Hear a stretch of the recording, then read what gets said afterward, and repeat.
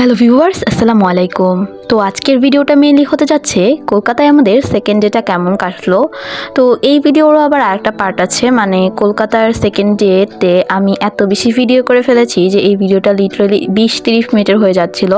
তো এই জন্য হচ্ছে আমি পার্ট আকারে ছোট ছোট করে কেটে দিছি আর কি, দুইটা পার্ট হয়েছে। তো ওই দিন সকালে উঠেই হচ্ছে না আমি রেডি হয়ে যাই, কারণ আমাদের আজকে একটা ট্রেন আছে, সেটা হচ্ছে কলকাতা টু চেন্নাই। আমরা একটা ট্রেনে করে যাব, সো এই জন্য আসলে আমরা ফার্স্ট থেকে রেডি হয়ে নিচ্ছিলাম।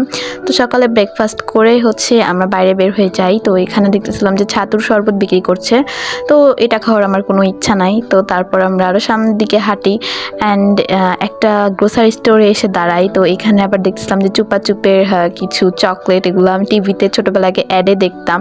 তো এখন আর এগুলো আমার খাওয়ার কোনো ইচ্ছা নাই, বাট এগুলো ভাইয়ের আর শ্রদ্ধার জন্য নিচ্ছিলাম।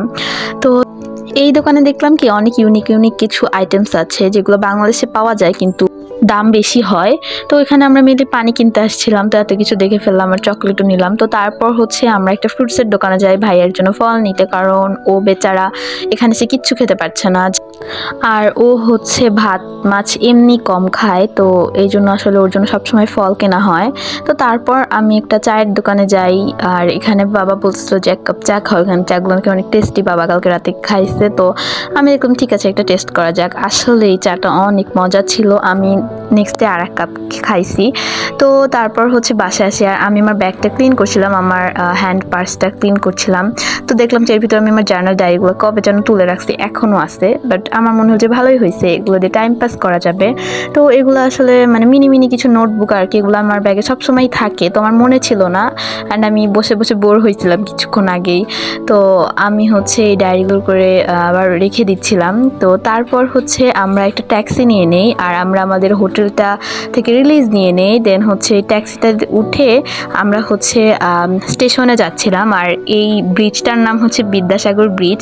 তো এই ব্রিজটা অনেক বেশি সুন্দর ছিল, এখানে অনেক সুন্দর কিছু ভিডিও আমি নিয়েছিলাম।